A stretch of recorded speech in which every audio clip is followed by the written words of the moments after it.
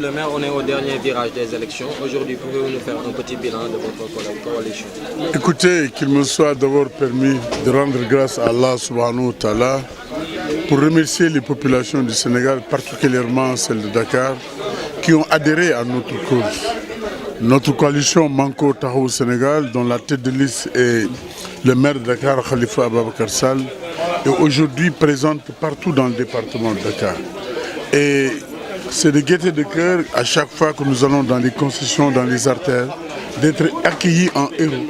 Et surtout d'entendre que nous sommes avec vous. Ce n'est même pas la peine de venir nous convaincre, nous sommes déjà convaincus. Et au soir du 30 juillet, nous voterons massivement la coalition Manko Taxawu Sénégal. Cela est réconfortant, cela est rassurant. Aujourd'hui, vous avez vu notre caravane depuis Colobane à l'université de Dakar, maintenant en route vers les Parcelles Assainies. Et depuis quelques jours, c'est comme ça que nous fonctionnons. C'est dire quand même, c'est rassurant. Mais il faudra être très vigilant parce que les adversaires en face sont capables de toute manipulation ou même vol de ces élections.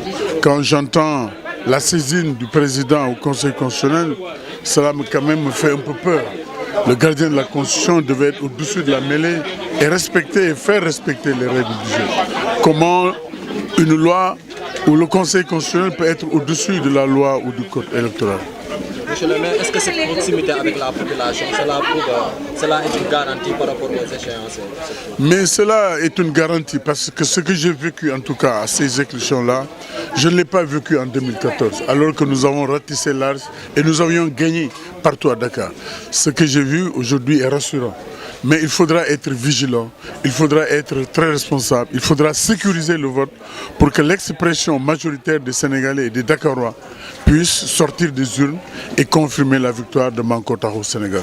Paraît-il qu'il y a eu une altercation avec le Benno Bokk Yaakaar de la commune de Dieuppeul-Derklé. Est-ce que vous pouvez réagir par rapport à cela? Écoutez, vous savez, nos adversaires, ils sont friands de débordements, d'invectives de toutes sortes, mais nous ne répondons pas à la provocation. Nous appelons les uns et les autres à la responsabilité, à la courtoisie, mais surtout au respect des règles du jeu. C'est de cela qu'il s'agit et je pense que ça ne vaut pas la peine vraiment de répondre à ces provocations.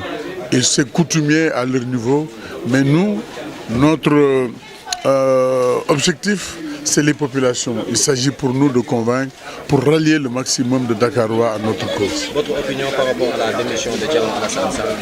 Mais c'était un peu prévisible. Mais cela confirme effectivement le niveau de dégradation, de déconfiture, de décomposition même de l'APR et du parti au pouvoir. Je pense qu'il a parfaitement raison. Les valeurs pour lesquelles, les principes pour lesquels ce parti avait été créé aujourd'hui sont dévoyés. Et je pense que c'est lié de noter avec lui qu'on ne peut pas gérer un parti, un pays sur la base d'achat de conscience, de débauchage et même de contre-valeurs. Ça ne correspond pas aux Sénégalais que nous sommes, ça ne correspond pas à l'éthique politique, ça ne correspond pas aux valeurs et convictions politiques. Faire la politique, il faut le faire en dignité, il faut le faire selon les règles d'éthique, de respect et selon des principes. Merci.